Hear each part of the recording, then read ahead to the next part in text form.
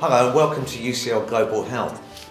Mothers and children are still dying in really terrible numbers in many parts of the world. Recent estimates suggest about 300,000 women die each year from a maternal death, about 7 to 8 million children, and another 3 million as stillbirths.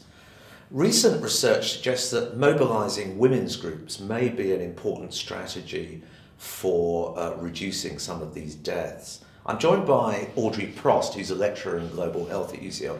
Audrey, why are women's groups good for your health?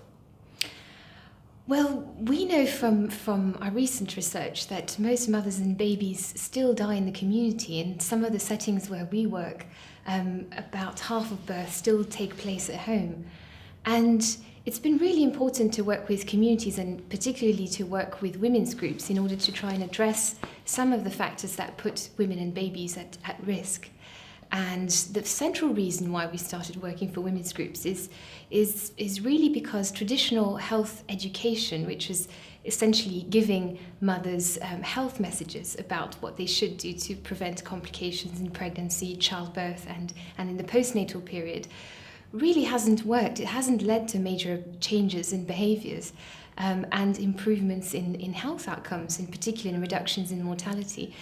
So over the past 8 to 10 years, there's been a group of researchers at UCL involved in testing approaches with women's groups. And the idea is that groups of women, when they come together, are able to share their knowledge about problems in pregnancy and childbirth, and they're able to discuss the causes and the consequences of these problems using interactive games and storytelling and participatory methods with the help of a local female facilitator.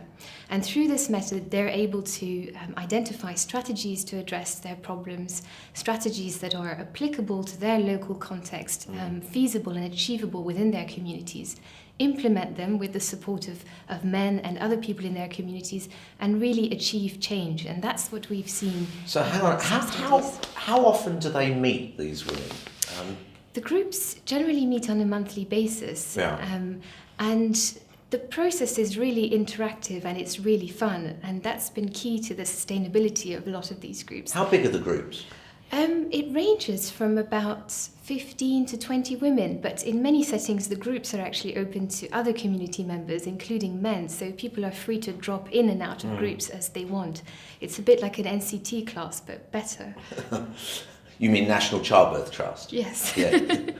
And so there's one woman from the community, you mentioned the word facilitator, who helps kind of steer the group, but she's a local woman.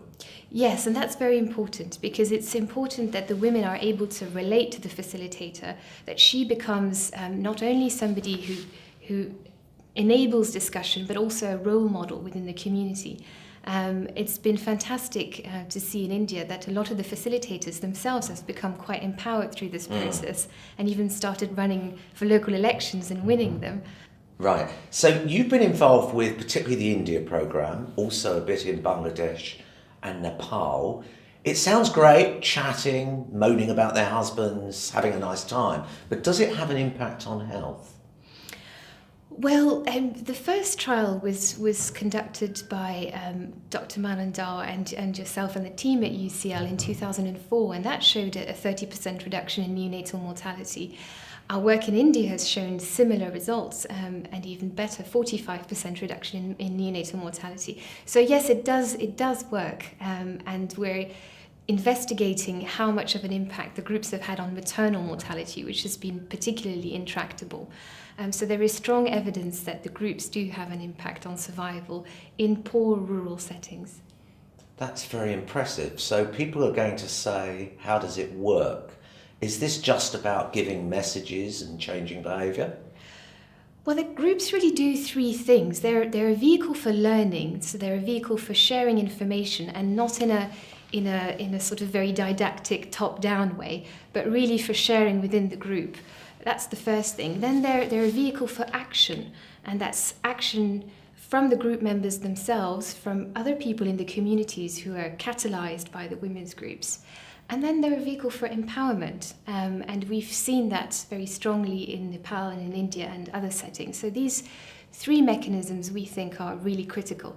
Of course, these things have to trickle down to more mundane mechanisms that actually impact on mortality. So organising an emergency fund to make sure women have access to transport to get to a health facility if they face complications, having a clean delivery kit, preparing for emergencies in the community. All these things are really practical strategies that the groups implement.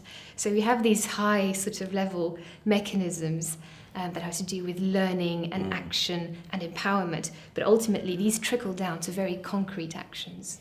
So this is work in progress. We're looking at the effects not only on newborn death rates, but also on maternal death rates.